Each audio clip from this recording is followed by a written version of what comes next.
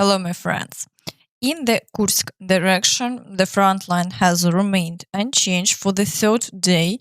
The Ukrainian forces haven't advanced further yet, although they continue to take out Russian soldiers using drones.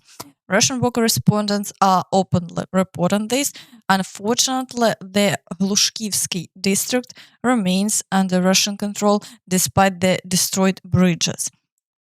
In the Kharkiv direction, heavy shelling continues and offensive actions in Hlyboke persist. There are up to 8 assaults per day across the area, but the Russians haven't had any success.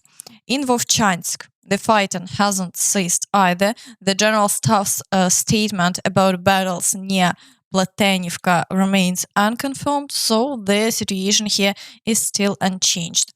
Now let's move on to the Pokrovsk direction, where the front has significantly deteriorated, and today the Ukrainian forces are doing everything they can to stop the Russian advance. So far, they've been unsuccessful with no major breakthroughs recorded in the last 24 hours. However, fighting continues around Kharkivka, Галицинівка, Ukrainsk, then Селидове, Новогродівка, Гродівка, also Миролюбівка, Воздвиженка, and in the fields near Tarasivka. Here, the Ukrainian armed forces are holding the line and the front line remains stable. Additionally, the Russians continue to shell Mirnograd and Pokrovsk and other frontline settlements. Today, foreign publications and analysts are claiming that the Russians might capture Pokrovsk as early as September. The Telegraph reports that the Russians could take Pokrovsk in September, stating that Ukraine has pulled its elite units out of Donbas to advance in the Kursk region. If Pokrovsk falls, it will severely complicate logistics for Ukrainian troops around Toretsk, Chasiv Yar, Slovyansk, Kramatorsk, and Konstantinivka. However, there is speculation that Ukraine might redeploy these elite units back to Donbas from the Kursk front. This information is yet to be confirmed or denied, so we'll have to wait and see how the situation develops.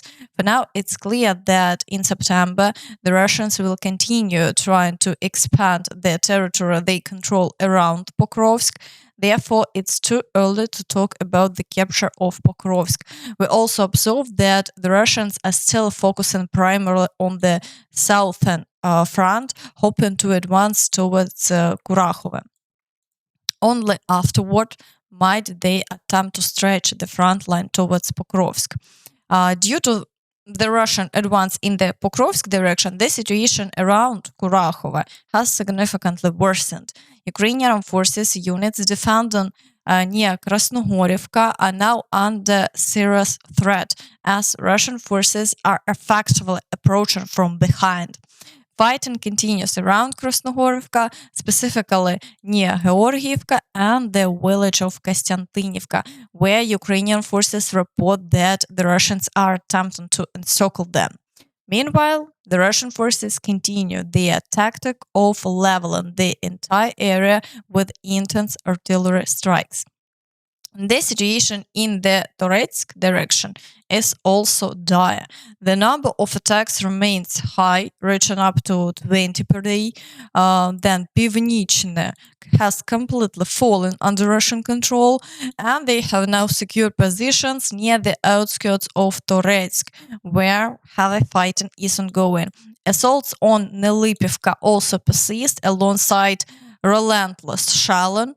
Although there have been no significant changes along the front line overnight, the battles remain fierce and intense. In the Chasiv Yar direction, the situation has also become more challenging as Russian forces have intensified their attacks. They are trying to advance both directly toward Chasiv Yar and in the areas around Kalinivka, Ivanivske, and the nearby forest. Additionally, the Russians are attempting to stretch the southern flank, leading the continuous assaults near Bila Hora and Andriivka However, the Ukrainian forces have been highly successful in repelling all these attacks, keeping the front line stable for an extended period. In the Siversk direction, battles are ongoing near Verkhnyokamyansk, Ivanodarivka and Vyimka. Here too, the situation remains unchanged, with Ukrainian forces effectively repelling all Russian attempts to advance. Near Kreminna, Russian forces have launched attacks on Nevske, but without any success, leaving the front line unchanged over the past day. However, in the Svatove area, the situation has unfortunately become more intense, with increased Russian activity leading to some successes. After capturing Stelmachivka, Russian forces are now attempting to break through to Lozova, conducting offensive actions with multiple groups. Battles are also ongoing for control of Andriivka, with continued attacks further south of Novosergiyevka, Novoyegorivka, Chernishina, then Druzhelyubivka, Grekivka, and Makiyivka. This situation remains difficult, with more than 20 assaults reported in just one day. The outcomes are still uncertain as the fighting continues. In the Kupiansk direction, fierce battles continue near Synkivka, with Russian forces attempting to expand their controlled territory around the village. Further south, fighting also persists near Novosinove, Glushkivka, and Kolesnikivka, but so far the Russians haven't achieved any new successes in these areas.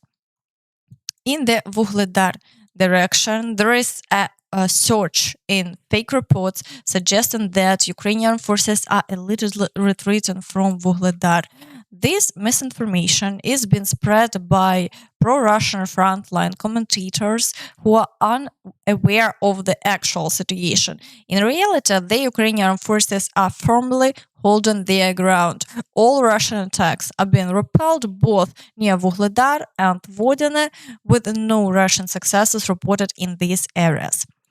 In the Zaporizhzhia direction, battles are currently only being recorded near Robotine. Elsewhere, the situation has stabilized, with ongoing shelling, but no significant changes on the front line.